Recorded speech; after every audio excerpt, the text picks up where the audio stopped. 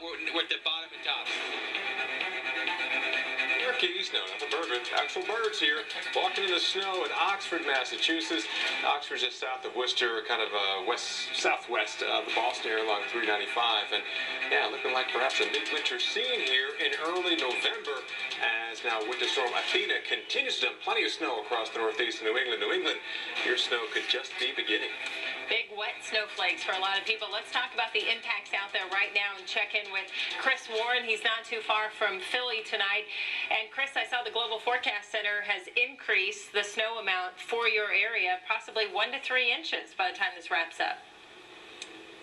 And, you know, Crystal, it's going to have to keep snowing like this. It let up for a little bit. Now it seems like it's picking back up once again. So that's really how it's been throughout the course of the day and through this evening. But so far, it hasn't been coming down in the intensities that we saw with Jim. You saw Jim with all the snow behind him. We're just not seeing that here. It's not coming down just that fast, and the snowflakes aren't that big yet. But some areas, like this car, the snow is coming down enough to cover the area, and we're seeing hints now. You can't really pick it up on the road, but there's certain areas where it's not as shiny, so there's not as much standing water on the road.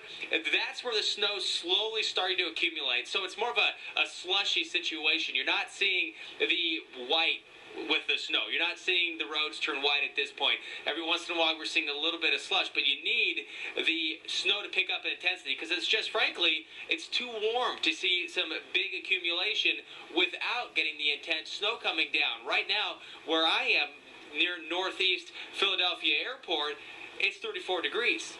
At Philly International, it's 36. So you need those snowfall rates to come down and for that snow to pile up so fast that it just doesn't have time to melt. So the snow is still coming down. The radar showing that it is in some areas just not letting up. And throughout parts of the region, throughout parts of the Northeast, we're seeing what it's doing.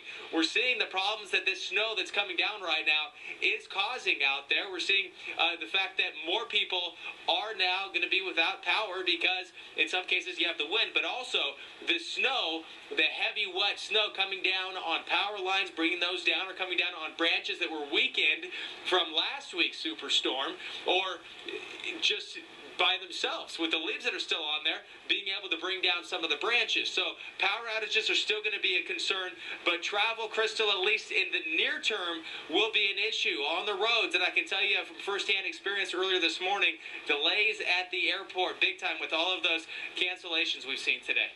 Absolutely, Chris. Let's take a look at that and what we're dealing with right now for travel. Eyewitness video showing blowing snow at the Republic Airport. This is in Farmingdale, New York. And notice how poor the visibility is. You've got the wind blowing the snow around, low clouds in place. If you live in a high-rise building in New York City, you can hear that wind. If you live in a high-rise and you're looking out your window, you're going to notice those low clouds. That makes it very difficult for pilots to kind of circumnavigate and try and travel into some of this weather. So that means the delays are going to be adding up not only for the low clouds, but we've got snow on the ground. JFK, last check, reported about an inch of snow on the ground. We still have a ground stop here. Notice very few planes in the air. We either have some arriving or departing planes, about a dozen of them in total, otherwise rerouted or planes in a holding pattern. You see one right here kind of circling, waiting for an opportunity to land. So Newark, JFK, LaGuardia, tough going tonight all the way up into Boston. We're still dealing with some delays. Now tomorrow morning, you can imagine there's going to be a backlog, somewhat of a ripple effect, and with the weather continuing to be bad with Athena across the Northeast, Paul, more delays for Thursday.